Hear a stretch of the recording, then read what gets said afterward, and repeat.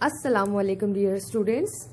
So let's continue our topic, that is chapter number 10, magnetic fields due to electric current, and inshallah today's lecture will be part 10 of the same chapter. So I'm going to directly start the topic that what we are going to study today. So here, magnetic field due to current element. So as we know that the Fleming right hand rule, that is, if we hold a conductor in our hand like this, so thumb will show the direction of the current and curled finger will show the direction of the magnetic field. So this is Fleming right hand rule that we have already studied in our previous video lectures. In our previous section, we have seen that the magnetic field is produced by a current carrying wire. So can we calculate this magnetic field? So yes, we can calculate. So today we are going to study the topic that is known as Biot-Savart's law. Yes, so what we have to do, we have to imagine a arbitrary shaped wire carrying a current I. Then we have to consider a point P just near this wire, and we have to consider a small element length, that is dl. That is the small length of this wire. So this small length is considered as dl. Now current is passing like this. So current element will be I vector of dl. This is called as current element, I vector dl. Let us calculate the differential field vector of dB at point P, and the distance of that point P from the current element, considered it as a vector of r, and this is going to make an angle, that is angle theta. That is summing up magnetic field dB. So current element is responsible for creating magnetic field, and as we know that the current in this element is in the direction of the length vector dl. So finally dB will be is directly proportional to I. Then this dB is observed, it is directly proportional to the length dl also. Then again this dB is directly proportional to sine theta also.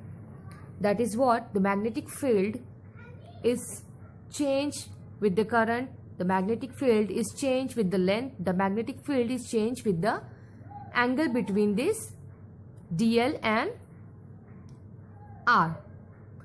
So see how it is going to change, how it is going to affect it. See, this is the current element is at 90 degrees, so magnetic field at point P will be maximum. But as it is going to, as the angle between them is going to decrease, see here, so magnetic field will be minimum at 90 degree, sorry, at 0 degree. So this is how theta is going to affect magnetic field and current element, how the relationship between all this. So finally we can see that dB is inversely proportional to the square of the distance. See, just now we have seen how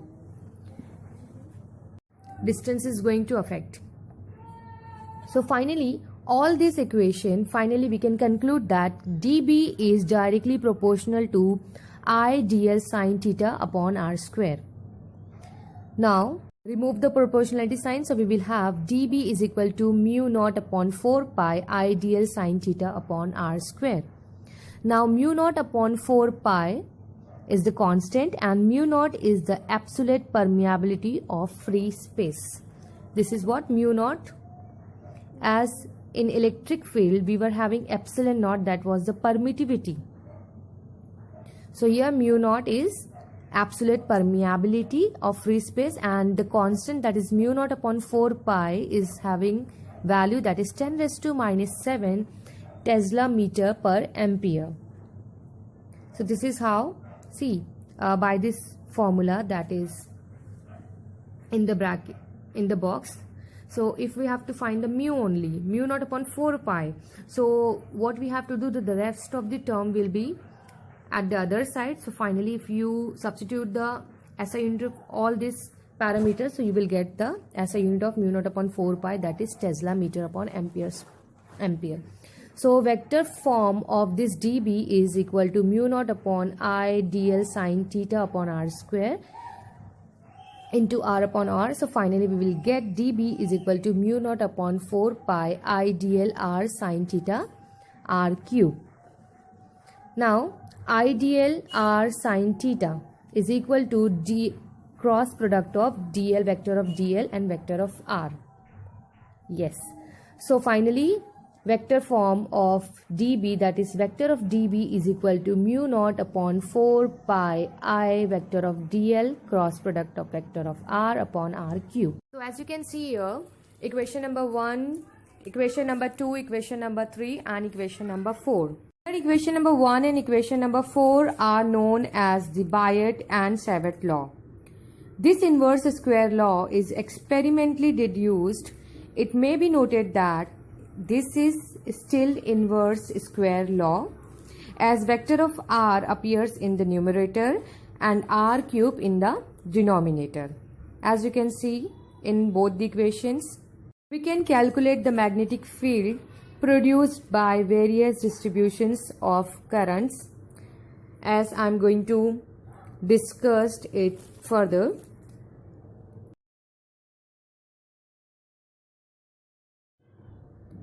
So this is current in a straight long wire, and this is the diagram for the same, which shown a long wire of length L. We want to calculate the magnetic field, that is vector of B at a point P, which is at a perpendicular distance capital R from the wire. As you can see in this diagram,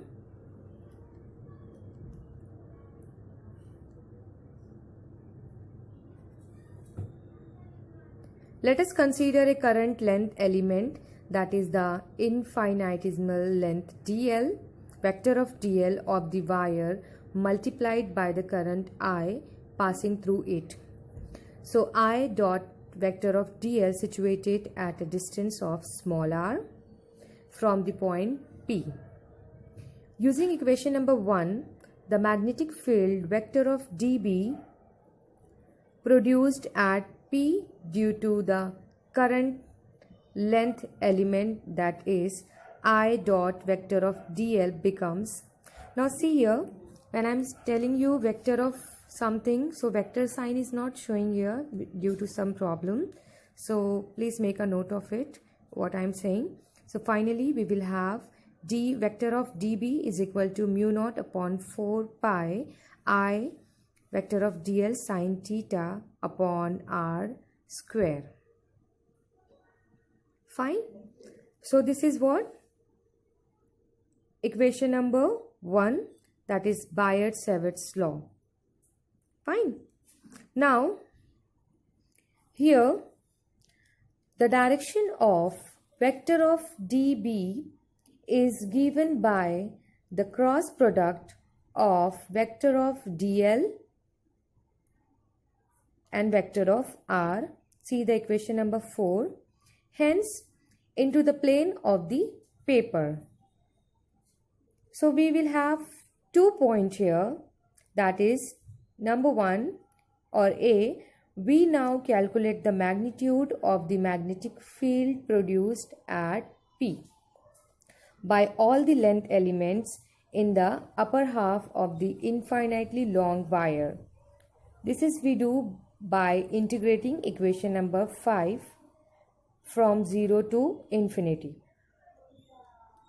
So what we are going to do? We are going to integrate the equation number 5. So this is our first step. This will be our first step. Now second, let us now calculate the magnitude of the magnetic field produced at P by a current length element in the lower half of the wire. By symmetry, this magnitude is the same as that from the upper half of the wire. the direction of this field is also the same as from the upper half of the wire going into the plane of the paper. So this is the B part. So what we are going to do, adding both the contributions, that is A and B, the total magnetic field, that is B at point P, is what we are going to do. We are going to derive an expression for the same. So here B is equal to 2 integration of with the limit of 0 to infinity dB. Now what is dB? As by the equation number 5, we are having the value of dB. So what we are going to do, we are going to just substitute the value of dB. So here mu naught upon 4 pi, as we know that this is the constant. So we can take out of from the integration sign. So finally we will have 2 mu naught upon 4 pi integration of with the limit 0 to infinity I dl sine theta upon r square. Labeled it as equation number 6. But as we know that from the diagram, r is equal to under root of L square plus R square, and sine theta is also sine theta, that is pi minus theta, is equal to capital R upon small r is equal to r upon under root L square plus R square. This is what the value of R square. See, sine theta, with the help of the diagram we can able to find the sine theta, that is opposite upon hypotenuse. So if you apply this thing, so you will get that is capital R upon small r. So labeled is as equation number 7. So finally we will have, therefore B is equal to mu naught I upon 2 pi integration with the limit 0 to infinity r dl upon, in the bracket, under root L square plus R square, close the bracket, then second bracket, L square plus R square. So this is what we are just substituting the value of small r and sine theta. So we will have this equation with us. Then finally we can have mu naught B is equal to mu naught I upon 2 pi r. See, r we can take it out from the integration because it is again a constant. Integration 0 to with the limit of 0 to infinity is equal to dl upon L square plus R square raised 3 by 2. Now see how 3 by 2? See, L square plus R square is nothing, that is 1, and L square plus R under root of L square plus R square, that is nothing but power of the half. So half plus 1 is nothing but 3 by 2. So we will have finally this equation, that is mu naught upon 2 pi capital R integration of 0 to infinity, that is dl upon L square plus R square with the power of 3 by 2. Then therefore B is equal to mu naught upon I 2 pi capital R. When you apply the integration to this, so we will have finally 1 upon R square. You can apply the integration with the limit of 0 to infinity. So we will have 1 upon R square. Now R is cancelled. R and R square cancel. So finally we will have mu naught I upon 2 pi R. So from labeled is as equation number 8. So from equation 6, this is the magnetic field at a point P at a perpendicular distance capital R from the infinitely straight wire. This is due to both the upper semi-infinite part and the lower semi-infinite part of the wire. Thus the magnetic field B due to semi-infinite wire is B is equal to mu naught I upon 4 pi capital R, and labeled is as equation number 9. In equation 8 and equation 9, the field is inversely proportional to the distance from the wire. So let's stop here. So what we have studied today, we have seen the Biot-Savart law and we have seen one of the application, that is the current in a straight long wire. So you have to remember all the formulas